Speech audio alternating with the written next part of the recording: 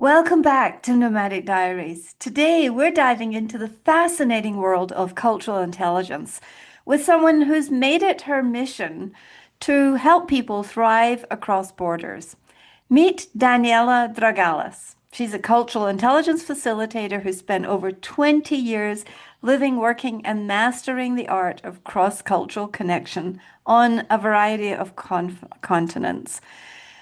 So please welcome Daniela Drogelas.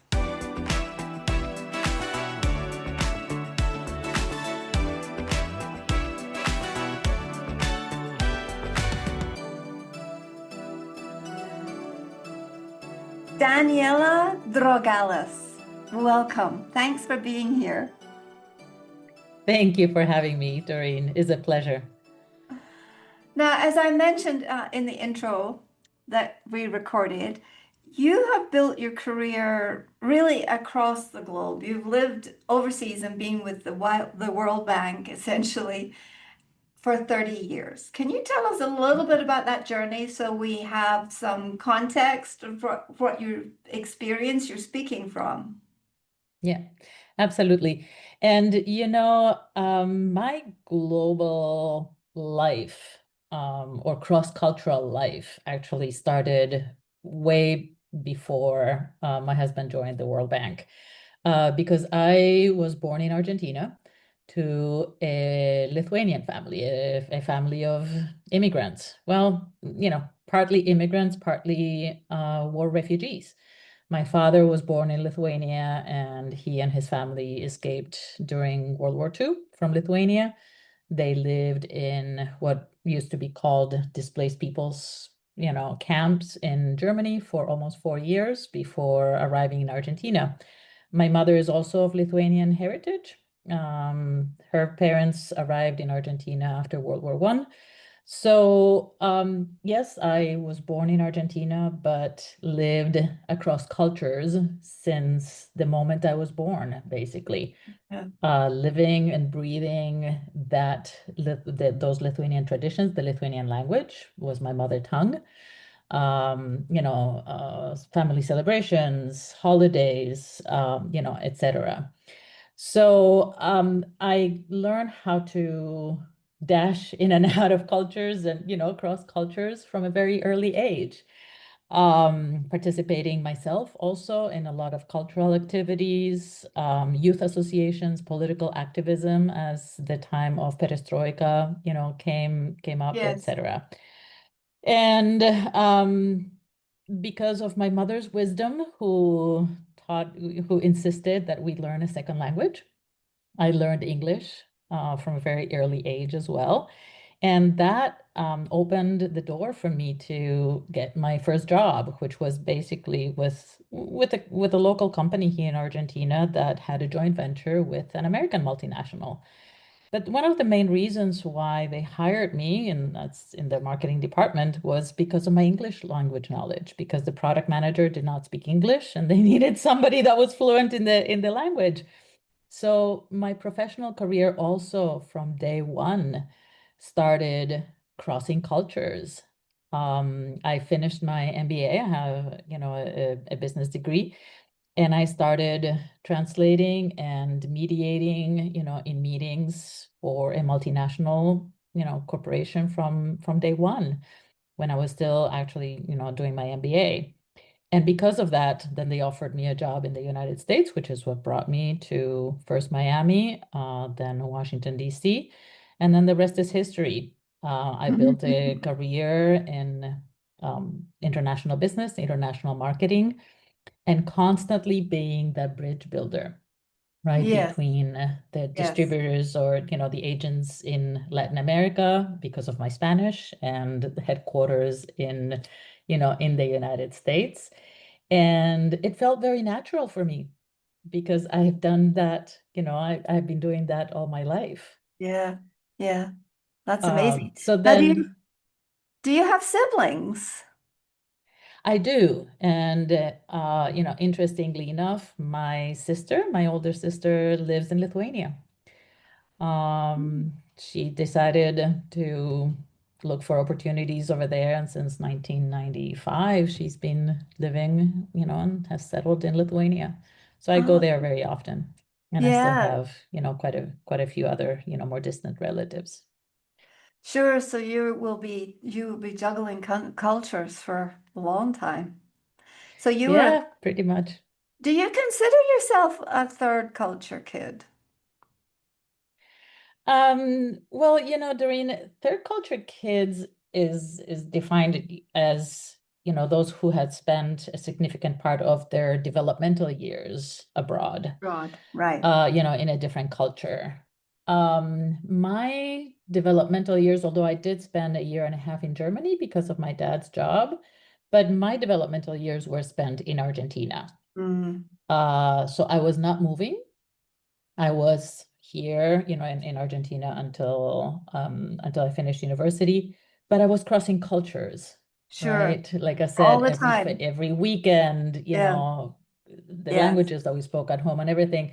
So I would say I consider myself more of a cross-culture kid, not a third Yes. culture kid. Yes. Thank you. Maybe a third culture adult, because then we moved as Yes. adults, right? And Yes. you brought up the World Bank earlier. My husband is also of Lithuanian heritage, so we share that. But he has been employed by the World Bank for over 30 years. And because of his job, we lived in China, we lived in Indonesia, we returned back to Washington and repatriated to the United States, and now we're living in Pakistan. So I would say that I'm more of an adult cross culture. I don't know, exactly how to Yes. define it, A but more of my ATCK. mobile life. Yeah, Yes. you know. Yes. If I'm around people who need to have the labels or want a label, I'll say I'm an ATCK because I went overseas before my brain was fully formed. Yeah, When I was yeah. 22, but I had had a lot of exposure to international cultures before then. So, I mean, Hmm. those are just placeholders. And sometimes I think we get we use these abbreviations as shortcuts for thinking instead of really letting things sink in and, Hmm. and really being curious. So I'm just being very curious about your background today. So, was there one moment was there a particular transition that made you think, what else is there out there? What else should I be thinking about? Because I know that you have become and you've steeped yourself for the last several years in the new science, which is cultural intelligence, correct? Correct. So I would love you to tell us today a little bit about cultural intelligence explained and just break it down into the main silos, please. Hmm. So, because of my background, because of my story, both my professional experience and my lived experience overseas, I was searching for sort of a new career. Yeah, You were about to reinvent yourself. Is that what happened? correct. Because when we moved overseas for my husband's first assignment in China, I stopped working. This was several years Right. ago when, um, you know, the development of the internet and globally mobile, work was not an option. So I Sure. stopped working. We ended up spending a lot more years overseas than we had planned. It ended up being 9 years. So when I returned to the United States, went back to DC, and I had to figure out how to, yeah, start over again, right? Yes. And I felt that I had changed. I was a different person, both Mm, professionally and personally. So I was doing a lot of soul searching, and becoming an interculturalist felt the natural and the right thing to do, because I could not only learn a little bit more about the field, which fascinates me, but also help those who were sure. going through similar experiences than I had, both on the professional side, as a parent. Parenting while you're on the move Sure. is also not an easy task. and also from a personal perspective. So I became certified as a cultural intelligence facilitator and also a life coach. So I could help, executives and diplomats and individuals sort of dealing with the challenges of this life. So you were asking me about cultural intelligence and why I picked that. So cultural intelligence is something that I discovered through the work of David Livermore, and is the ability to relate and work effectively in different cultural situations or across cultures. So, and it's abbreviated as CQ. So, a lot of people have heard about IQ, which is your Yes. ability to comprehend, your cognitive ability, your EQ, which is also something that a lot of people and a lot of companies are now paying attention to, which is the emotional intelligence. So cultural intelligence sort of goes one step beyond that and is that ability to combine both IQ and EQ, right? Because you need to understand Sure. and learn, about the places that you're going to or the cultures that you're interacting with. Emotional intelligence, because sometimes you may have an emotional reaction to a situation when you are outside of your home culture. That's why, no wonder they call it culture shock, right? And it is Um, talk. yeah, and also because understanding how emotions are expressed in different Yeah. places across different cultures could be very different. So what you think is, one way of expressing your emotions. Some cultures are very expressive, as you know, now living in Mexico, right? There's a Oh, lot of hugging absolutely. and a lot of kissing and a lot of, Yes, I love it. gesturing, which might be misinterpreted in another culture, Yes, like right? where I came from in Saudi Arabia, there was not a lot of hugging and kissing except between the male members of that society. That was very common in public. But Absolutely. the women Yeah. did not, they were very, very generous and very, very open once you got to know them.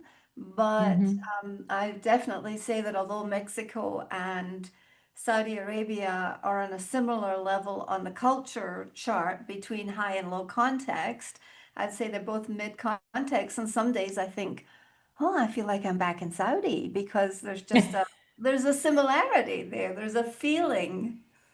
Hmm. And I'm going to ask you Yeah. about that later. Yeah. Yeah, so again, you need sort of all of them, right? When you're working with multicultural teams or moving across cultures or working across cultures, you need all of them, right? The IQ, Yes, the EQ, and the cultural intelligence, which is exactly what you just mentioned. You have that ability to recognize that there are certain things that are different and certain things that are the same, right? And being yes. able to discern that is really important. Cultural intelligence, like the others, is is is a journey of self-discovery, right? And It that's is. why we usually start with a self-assessment, is understanding who you are, where are you coming from, what are your values, your personal beliefs that were passed on from generations, from society, your schooling, your education, etc., where the other persons or the other cultures are, and then how do you bridge that gap, right? Yes. It's cultural intelligence is not about changing who you are, is about developing that cultural humility, Mm, right? To understand that, okay, this is who I am, and I feel, truly authentic in the way I am. This is where the other person or the other people are. How do we cross that bridge, mm, right? mm, How do we work together in a way that is, empathetic, with curiosity, with knowledge, with agility? and dexterity, absolutely. So tell me about the four parts to cultural intelligence. So, cultural intelligence was developed after many years of research across many different countries, and they identified four different pillars or capabilities. Number one is CQ drive, or the motivational capability, which is really that motivation to engage across cultures. And what that means is sometimes you see people that walk into a room full of, a very diverse audience and feel very comfortable and very confident coming up and saying, "Hi, how are you? I introduce myself, this is who I am, this is, et cetera, and immediately, right, having that interest. While other people might be a little bit more reserved and a little bit more shy in the area of globally mobile life. You see some people who might be more restricted and never want to leave their expat bubble, Yes. right? And others who are ready to engage and get out there and get to see places and meet people, right?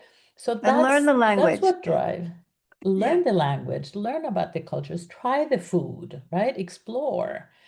So that's what CQ drive means, right?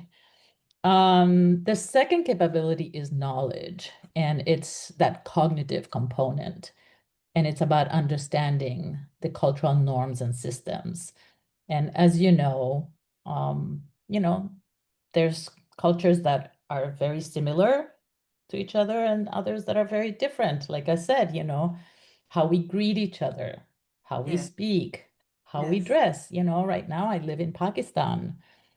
I had to do a lot of homework, to learn about Yes. the cultural norms, the way people Yes. dress, the way people behave, especially with respect to women.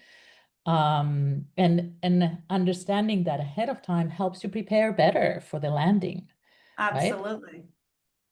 So that's usually the ones that is easiest to develop because there's a lot of information out there, right? Yes. You can read Things like, books. yes, books and food and dress and manners and greeting people, all of these things are really important to learn and do your homework about. Yeah, because otherwise it can lead to misunderstandings, misperceptions, broken deals if you're in a business environment. Mhm. Uh, so in order to develop trust, that knowledge is really important. However, knowledge without strategy is Mhm. not enough. Because No. once you have that knowledge, you have to really know how to adapt, right? And Yeah. that's where that strategy comes into place, is that awareness that, okay, I know that I understand where I'm coming from. I understand where the other person is.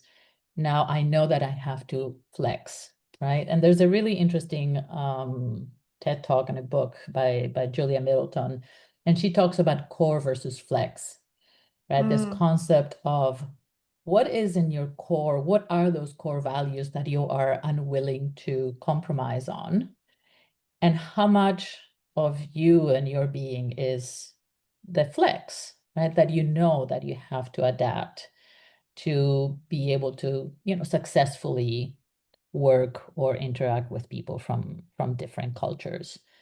And then the last component is the action part. So how do you bring it all together to really adapt that behavior appropriately? And that includes, for example, changing your communication style. Sometimes, we were talking about the UK and Scotland a little bit earlier today. You know that even though they speak Yeah. English, is a Oh, little bit yes. different, right? Very, And very sometimes you different. may have to change either the vocabulary or the tone or, the mannerisms that you The use, pace, the mannerisms. Yes. right? So that's what action means is, okay, now I know that they're different. I know that I have to act differently. So how do I actually adapt that behavior? If you're a business person getting ready to do a presentation, right, to a large audience, understanding who you're talking to and maybe again adjusting your tone, your speed, your gestures, beyond just the content of the presentation or how you dress, right? Those are all very important to be able to connect well with people, across cultures. Starting a presentation with a joke in the United States may be very acceptable. In other cultures, maybe not, because they might think you're not serious enough, Exactly, especially places right? like Germany. Right? So I so that's how it all comes together. Yeah, and I think it's really important when you're crossing cultures to be versed in the science of intercultural intelligence because I can remember leaving Japan, and by then I'm a pretty good cultural chameleon, and I had I'd taken on the bowing and the hands together and the bowing and exactly how low the head went depending on the age of the person that you were addressing and Hmm. that type of thing and leaving your shoes outside the door. And then when I got to Saudi Arabia, it was totally different. It was how do you wear an abaya and when do you cover your face? And Yeah, the bowing and the showing the crown of your head and showing respect totally had to go away. It was almost like windshield wipers. And that's the thing. yeah, I think that our bodies land somewhere and our senses are faced by this new culture, but it takes a wee bit to catch up sometimes, doesn't it?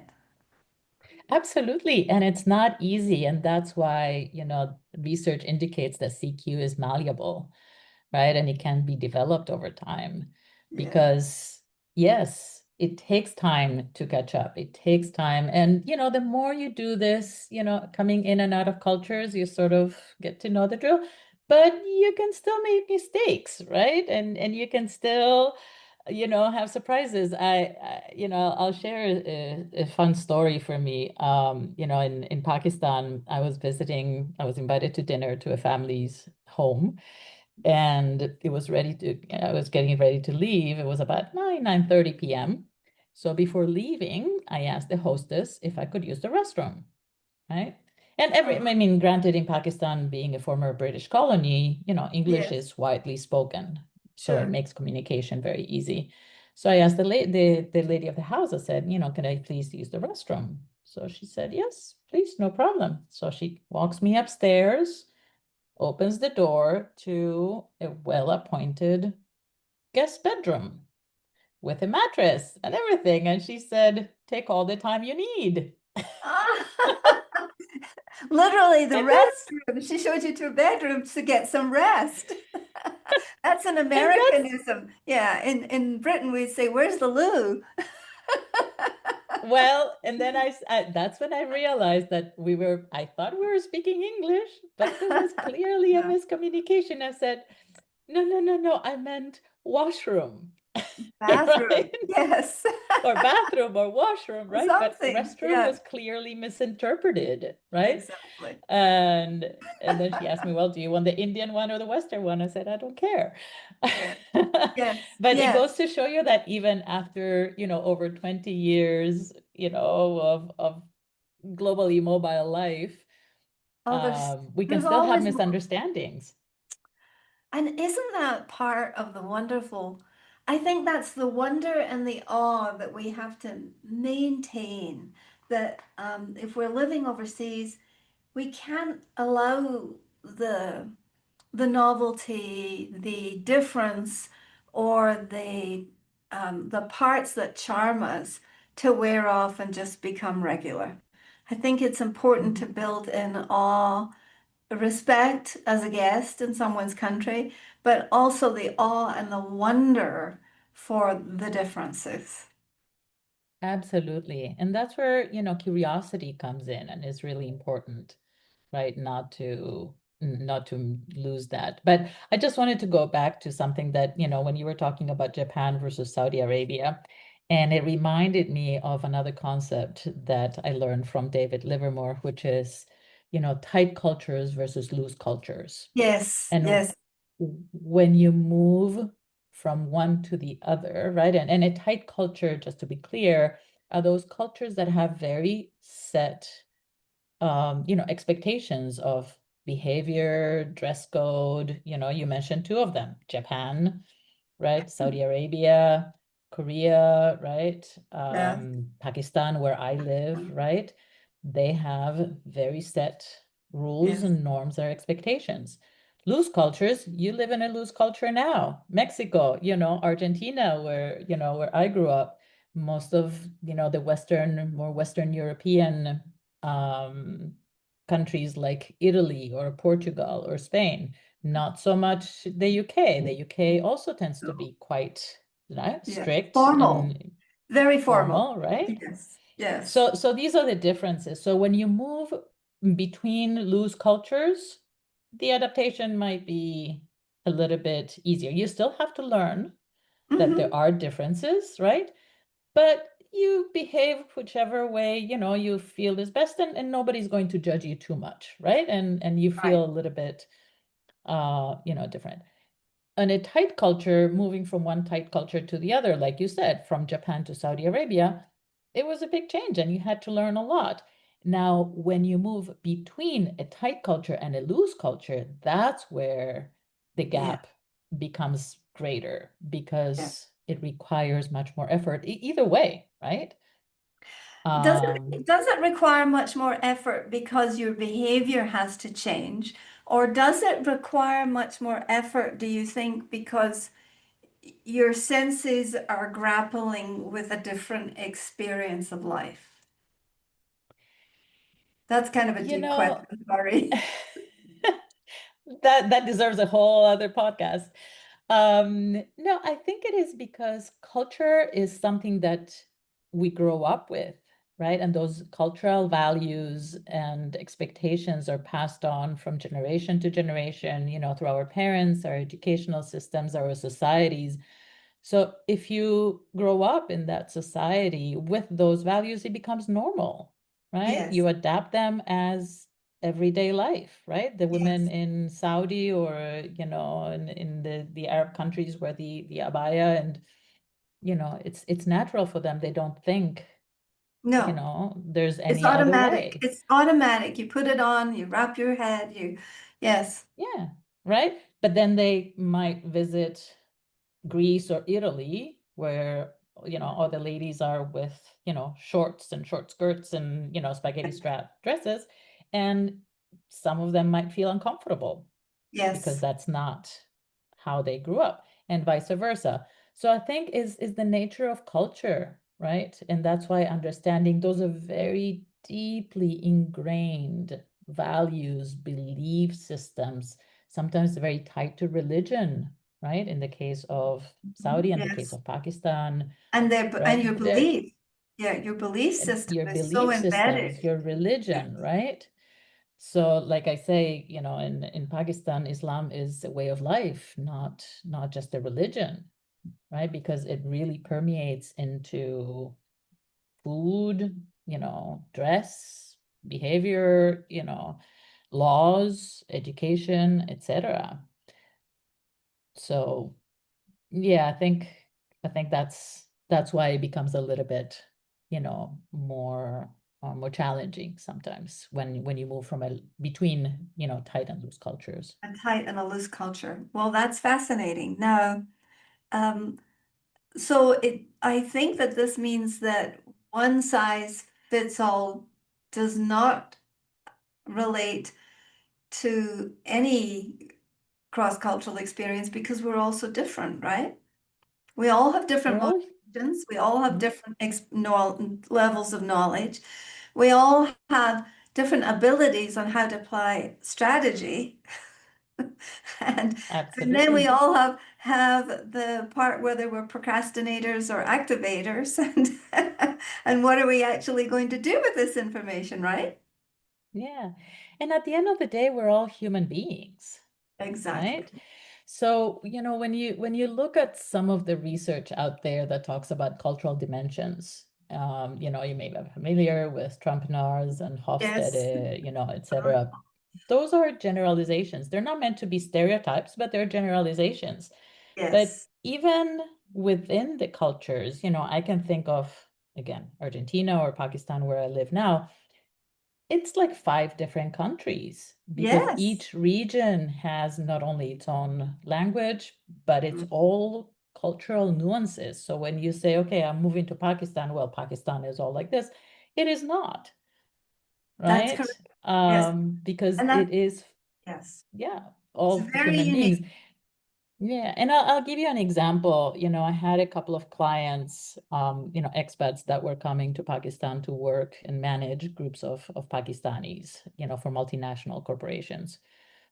So in terms of knowledge, and the knowledge that I was sharing was the same, right? The introduction to the country, how to do business, negotiating, communication style, et cetera, et cetera. But their situations were very different. One was a very young, manager who was coming to work as a plant manager, first time expat, coming from Korea, had never, lived or worked overseas before, aside from, I think, his studies in the US. And he had the interest, he had the drive because it was a good career opportunity for him. He was managing the team. He was the only expat in the plant, Oh right? my, Managing a team of 80 Pakistanis. what a challenge. And it was challenging, right? And he struggled with authority, respect, connecting with the team. So he had the drive because that's why he accepted, the job. But once he landed, he realized that it was hard to connect with people. Pakistan is very much built on relationships, Yes. right? And past And it, history of relationships. that too. So he had gained the knowledge about the systems, the norms, et cetera, et cetera. But he told me, and the coaching that I was doing, with him, he said that, he would go and have lunch in his car, right? Mm, Because he didn't want to talk to anybody mm, and because he needed some time alone, which I understand. But I said, well, how can we find other ways? How can you find ways to connect with people? Because they were bypassing him and going to the boss, right? yes. Not respecting his authority. So eventually, over several coaching sessions, we came up with a strategy that he would have at least once a week start having, shared lunches with some of his team members to establish that trust, that connection, right? And then eventually he told me that he invited some people over to his apartment on a Friday evening, right? Very Couldn't be good. happy hour, but for Yes. karaoke and something else. So he used that CQ action to adapt his behavior after understanding, right, what the situation was. Now, on the other hand, like I said, I had another client who was what we call a serial expat, right? Had been an expat for 20 years, had been, assigned to, several different countries, C-level executive for a multinational. And he said, I know everything. I don't need your help, right? What can you do for me? I shared the knowledge. I mean, he had the drive, obviously, because he had been an expat for several years. So he had that CQ drive.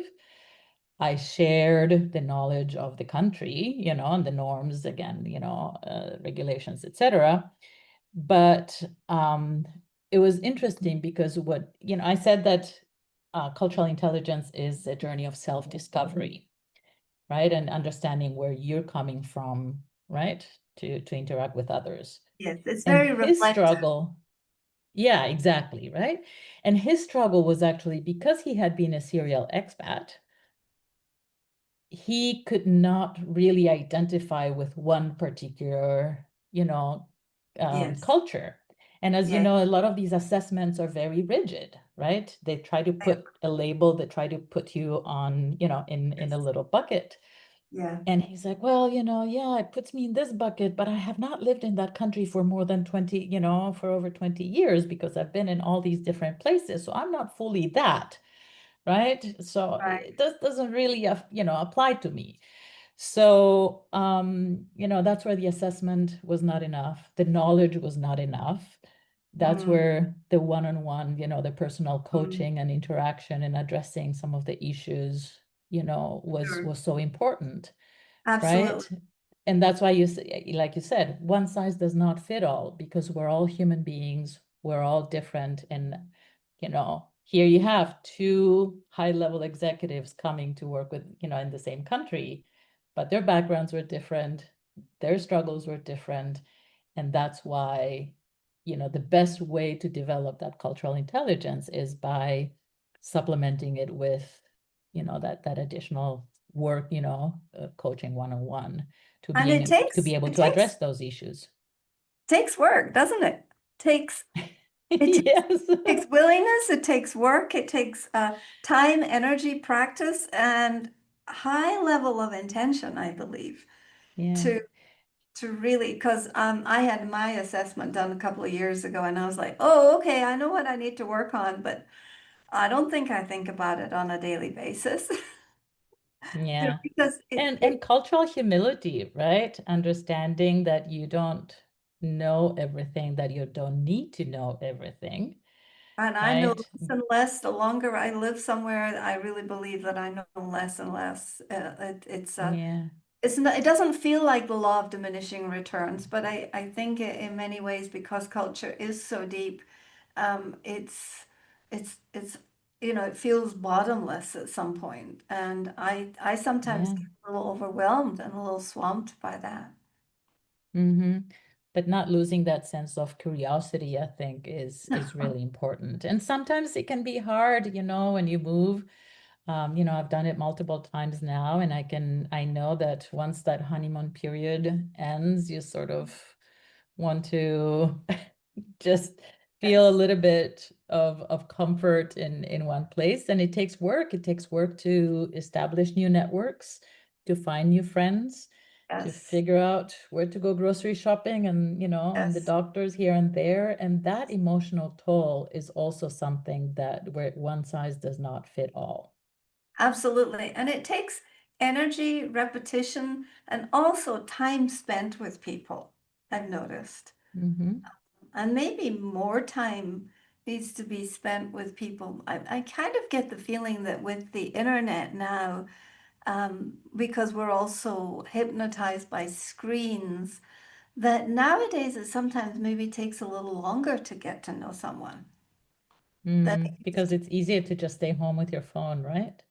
As Well, opposed to making the effort to yes. get out, put yourself out Yeah, there. exactly. It is effort and it is energy. It requires energy. Mm-hmm. And I think there's a part of us that needs to tell the truth about when I'm just, stretched. I'm getting better at saying, this was my bandwidth for today, and I can't cope with doing one other thing or one other event or one other interaction. And I don't know if Mm-hmm. that comes with age. I think it came with age for me and just practice in doing it because Yeah. it's not always fun, is it? No, and it's that self-awareness also, and I think for you as a veteran expat that has done this many times too, right? Like myself, you sort of start to understand more how you react, how you manage, and self-care, right? And what you need to make Yes. the best of it. Because let's be honest, there are hard parts, of this globally mobile life, but it is very rewarding as well. Yes. There's a lot of good that comes with it. There's a lot of personal growth that comes with it. Like I said, the curiosity that allows you to discover new places, new people, new foods. It is something that I would not change for anything in the world. And luckily, my kids see it the same way. They always say they wouldn't be who they are if it wasn't for the experience that they had. Yes. It again, that doesn't mean it's always easy and it's always fun. No, there are hard days as well, and understanding what it is that you need to do to take care of yourself, Absolutely. especially, if you are with your family as well, because the better, you take care of yourself, the better you'll be able to take care of your kids and, Absolutely. and your family as well, is really important, right? That Yes. self-awareness is really key to make the best of this. Well, this has been a fascinating conversation. We'll have to have you back sometime to talk about cultural intelligence and AI and how all that fits in. But Ooh, I actually think it's a separate conversation. I'll So be happy to. it's been wonderful to have you here today. Um, I've two or three questions to ask in closing. And one is, how can people find you, Daniela? Um, I'm sure you will add my contact information at the bottom of the podcast. I Yes, have I a will. website is culturalpathways.com is my website. They'll be able to connect with me via email and by LinkedIn as well. And that's the best Excellent. because I'm on the move a lot. Yes. Yes, you So are. that's the best way to connect with me. Yes. Excellent. Culturalpathways.com is my website. And if I were to ask you three words that you would use to describe that sense of home, what would those three words be today? Because I know it changes. Yes. The sense of home. For me, home is warmth, Mm. is it has to be one word, right? So I would Three say, words. Three words. No, it can be a phrase. hmm, where I'm understood. Ah, yes. And the other one is family. Family. Lovely. Warmth, where I'm understood, and family. Thank you. Thank you. And As you finally, can see, for me, home is a feeling, yes, is not a physical space, but I've learned to um, to focus on the feeling of home and not necessarily the place. Although I try to, plant my trees where I land, sure. because I think it's important also to create a sense of home wherever you are, even if it's only for a few years. But but home is all of that for me. It comes from It, the inside and it lives yes. inside of me. Yes, so it goes with you wherever you go. Your sense of home Hmm. goes with you. It's not a place, it's an experience. And for you, is that an experience that you have? I'm guessing, and I'm just guessing, that you are a masterful homemaker. That wherever you land, you just get busy and you build your nest and you make your nest as best you can with the resources that are available in that country and that place. And that I think that's a just a wonderful portable skill to have. Hmm. I think you're right. I don't think I ever thought about it that way, but now that you mention it, I think yes, I do try to create a home, a sense of home, wherever we are. When we were moving to China the first time, somebody said, bring a few items from home, right? A few things that, if it's a painting or a knickknack or, something, right? Yes, Or a yes, rug, sure. something, because some people go, live in furnished apartments or furnished homes or, semi-furnished, or they don't really put the effort, right? Um, and that has helped me a lot, right? So there's certain things that have Yeah. been with us from our first move and we take Yes. along with us, and that creates, yeah, a sense of, a bit of, root, uh, how do you It's say like it? bringing parts of your root Belonging. and a sense of Yeah. belonging with you. Well, thank Yeah. you so much for such a wonderful conversation on the subject of cultural intelligence.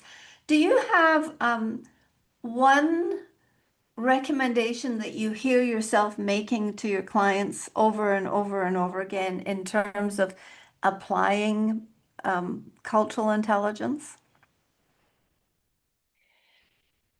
I'm going to share a quote that is not mine, but is actually from a TV show called Ted Lasso. I don't know if Mm, you're familiar with yes, it. yes, That stuck with me and is be curious, not judgmental. yes, yeah. And I think that sums it up. Yes, yes, excellent. That's a great way to be. Well, we thank you for being with us today and sharing your expertise in cultural intelligence. And for the listeners, thank you for lending us your ears today. And please share this with another expat or a nomad. In closing, I would just like to say, how do you say goodbye in Pakistan? Do you have Ooh, Do you know in Urdu or how about in Spanish? In adios. Argentina, what do you say? Adios. You say ad. Adios. Okay, so Adios. Ciao. ciao. Ciao is great. And I All say right. hasta luego, ma salama, and sayonara. Studio would be in Lithuanian. So I'll add that to the mix. Excellent. Thank you. All Bye-bye. right. Bye.